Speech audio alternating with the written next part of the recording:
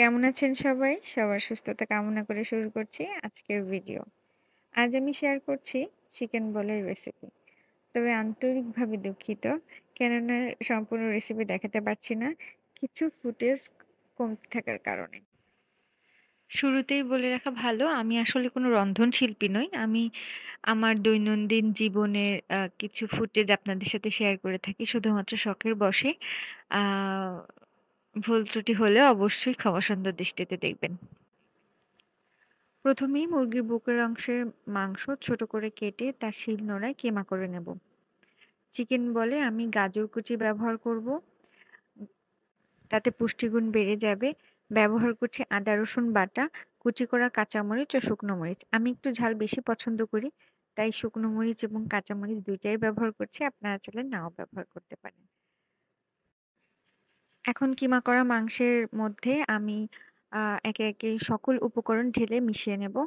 ব্যবহার করছি কর্নফ্লাওয়ার, আটা, কালো জিরা, গোলমরিচের গুঁড়া, আবারও ব্যবহার করব কিছুটা শুকনা মরিচ, লবণ। প্রতিটা উপকরণ একসাথে আমি হাতে মেখে নেব। এখানে আমি রান্নার তেল ব্যবহার করেছি।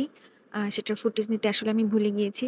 রান্নার তেল ব্যবহার করাতে আপনার মিশ্রণটা খুবই পারফেক্ট হবে এবং আপনি সহজেই বল তৈরি করতে পারবেন, হাতে আপনার মেখে যাবে না। মিশ্রণটি পারফেক্ট করার জন্য অবশ্যই আপনাকে তেল এবং কর্নফ্লাওয়ারে অ্যাডজাস্টমেন্ট করতে হবে। আপনার মিশ্রণটি যদি অতিরিক্ত নরম হয়ে যায় তাহলে অবশ্যই কর্নফ্লাওয়ার ব্যবহার করবেন। আর যদি মনে হয় যে মিশ্রণটি অনেক শক্ত হয়ে গেছে, তখন আপনি তেল ব্যবহার করে অ্যাডজাস্ট করে নিতে পারেন।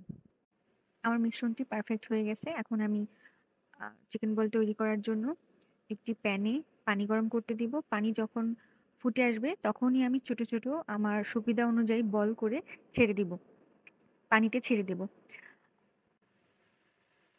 চিকেন বল যখনই সিদ্ধ বা রান্না হয়ে যাবে পানির উপরে ভাসতে থাকবে। তখন বল তুলে ফেলতে হবে। সিদ্ধ করা চিকেন বল ১ মাসের জন্য ডিপ ফ্রিজে সংরক্ষণ করা যাবে। ফ্রিজ থেকে নামিয়ে ভেজে নিলেই খাবারের জন্য একদম তৈরি হয়ে যাবে। সিদ্ধ করা চিকেন বল খেতেও কিন্তু আমার কাছে অসাধারণ লাগে। আমি ভেজে নেওয়ার আগেও কয়েকটা মুখে পুরে নিই। খুবই ভালো লাগে আমার কাছে। তৈরি হয়ে গেল আমার মজাদার চিকেন বল। হালকা ভেজে নিয়েছি। সবাইকে অসংখ্য ধন্যবাদ আমার ভিডিও দেখার জন্য। সবাই ভালো থাকবেন। আল্লাহ হাফেজ।